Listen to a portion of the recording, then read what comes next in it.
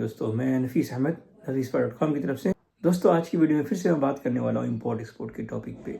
Basically मेरी 2 video already है इस टॉपिक पे, यानी how to import in Saudi Arabia, कि सऊदी अरबिया में इंपोर्ट एक्सपोर्ट का बिज़नेस कैसे करें या इंपोर्ट हम कैसे करें सऊदी में। लेकिन उसमें बहुत सारे लोगों की क्यूरी है, बहुत सारे लोग बोल रहे हैं कि भाई आप बिज़नेस कैसे करना है वो नहीं बता रहे हो, आप बिज़नेस करना सिखा रहे हो।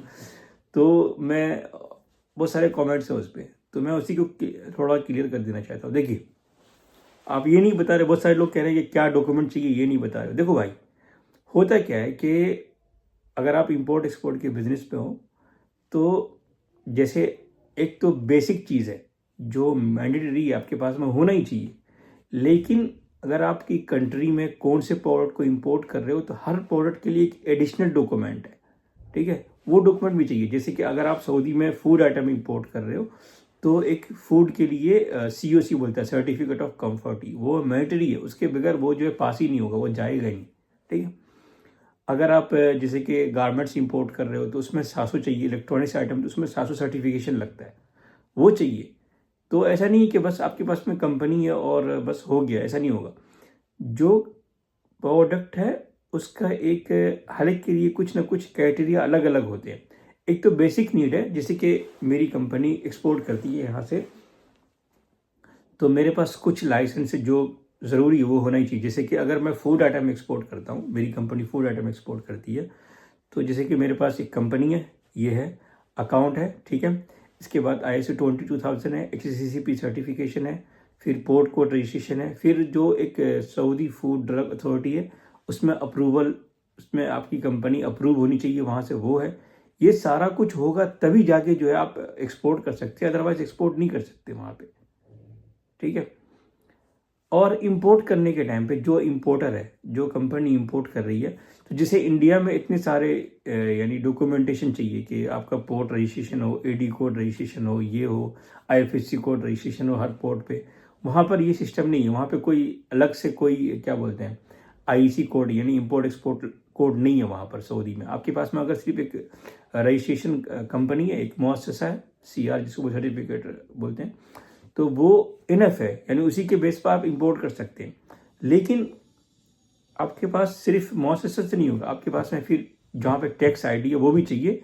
प्लस एक चीज़ और क्या चाहिए कि जो प्रोडक्ट आप इंपोर्ट कर रहे हो, ठीक है, तो उसकी एक गवर्नमेंट की बॉडी आती है। जैसे कि अगर आप फूड आइटम इंपोर्ट करते हो तो फूड आइटम के लिए एक सऊदी SFD है, सऊदी फूड ड्रग अथॉरिटी, ये गवर्नमेंट है, वेबसाइट है, पोर्टल है गवर्नमेंट ऑफ सऊदी अरबिया की, उसमें आपकी कंपनी का रजिस्ट्रेशन चाहिए, ठीक है।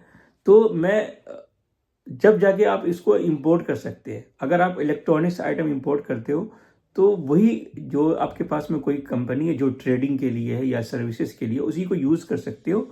लेकिन उसके लिए जो एडिशनल डॉक्यूमेंट लेंगे, जैसे इलेक्ट्रॉनिक्स में 700 सर्टिफिकेशन ज़रूरी है, यानी जो कंपनी यहाँ से एक्सपोर्ट करेगी वो आपको एक सर्टिफिकेट देगी बना के कि ये जो प्रोडक्ट है ये सऊदी के जो क्या बोलते हैं, जो नॉर्म्स है, जिस तरह का सऊदी को गुड्स चाहिए उसी के मुताबिक है, ठीक है, उसी जैसा है, उसी क्वालिटी का है,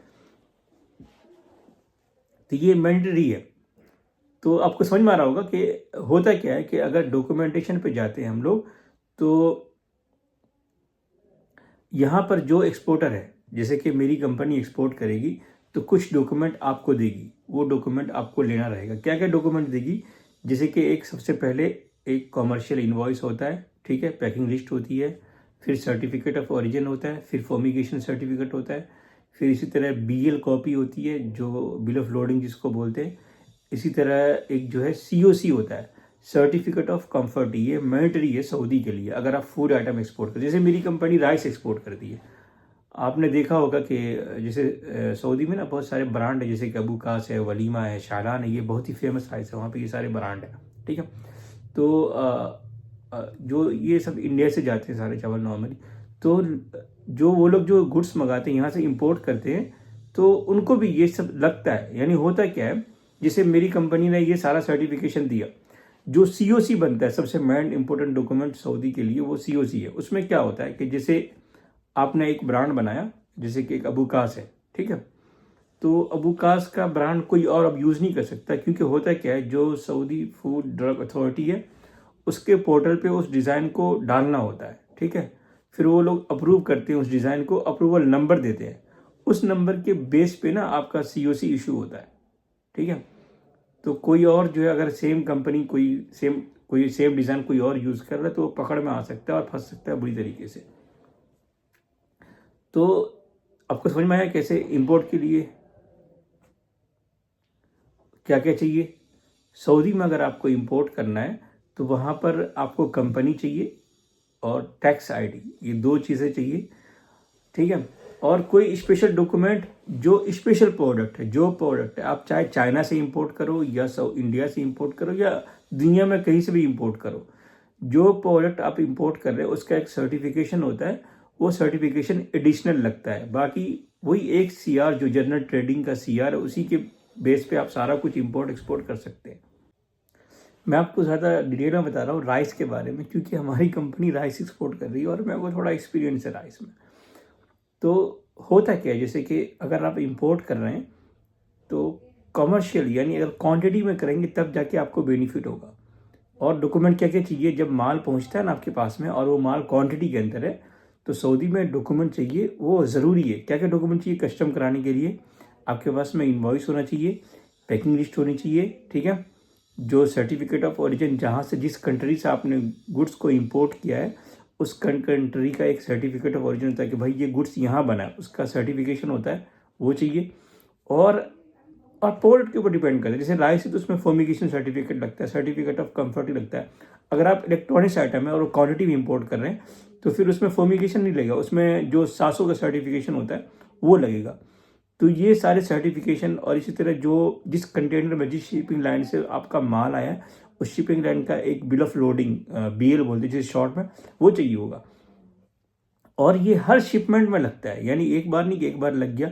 अगर आप जैसे आपने अभी एक कंटेनर मंगाया, फिर कुछ दिन बाद फिर आप दूसरा कंटेनर मंगाते हैं तो सेम प्रोसेस रहेगा, सारा कुछ फिर से सारा कुछ यही करना पड़ेगा और यही सारी चीज़ें, सारे डॉक्यूमेंट फिर से लेंगे आपको, ठीक है।